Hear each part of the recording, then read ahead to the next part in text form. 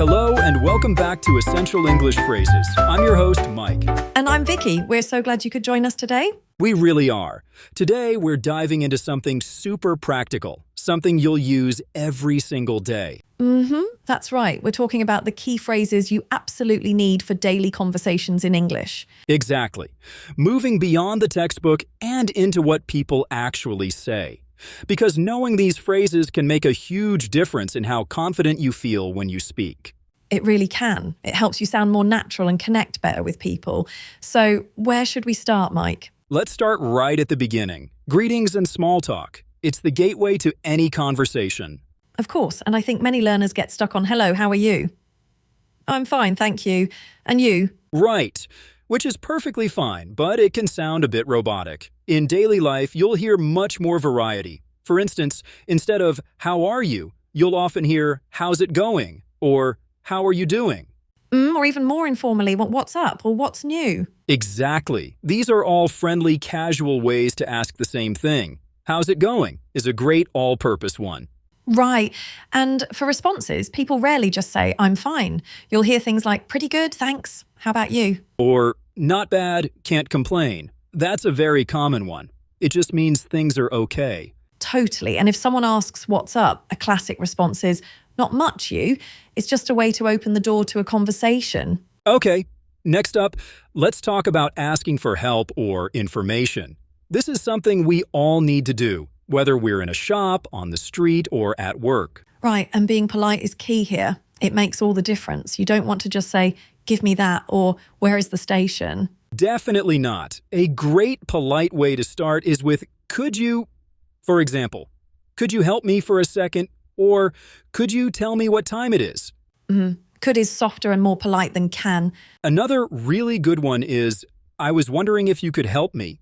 It's a bit more formal, but very polite.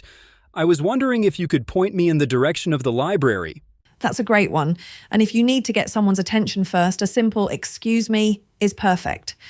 You walk up to someone and say, excuse me, I'm a bit lost. Could you help me? Yes, excuse me is essential. So a full phrase might be, excuse me, do you know where the nearest post office is?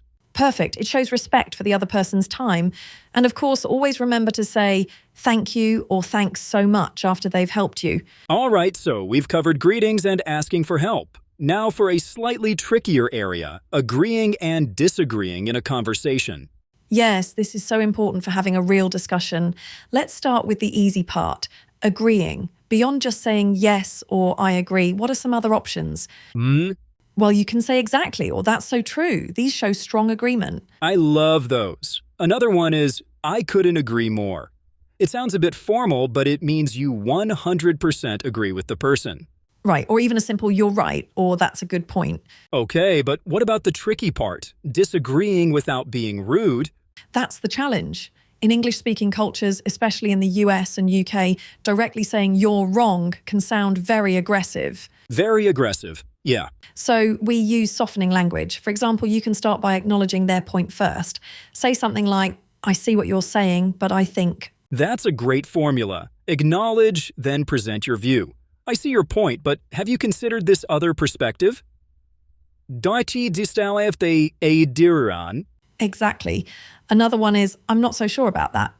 It's a gentle way of saying you disagree, or I respectfully disagree. So for agreeing, exactly. That's so true, and I couldn't agree more. And for disagreeing politely, I see your point, and I'm not so sure about that. Moving on, let's talk about two very important, very simple social interactions, saying thank you and saying sorry. Oh, absolutely essential. And just like with greetings, there are levels to it. You have the simple thanks for small things, like someone holding a door for you. Right, then you have thanks a lot or thank you so much for when someone has been more helpful. And for something really significant, you might say, I really appreciate it, or I can't thank you enough. This shows deep gratitude. Those are great. And what about responding to thanks? You're welcome is standard, but what else? You'll hear no problem or no worries all the time in casual conversation. For more formal situations, my pleasure is a very nice touch. Okay, what about the other side of the coin? Apologizing. We all make mistakes. We certainly do. A simple Sorry or I'm sorry works for most minor things. If you bump into someone, for example. For something more serious, you'd say I'm so sorry or I sincerely apologize.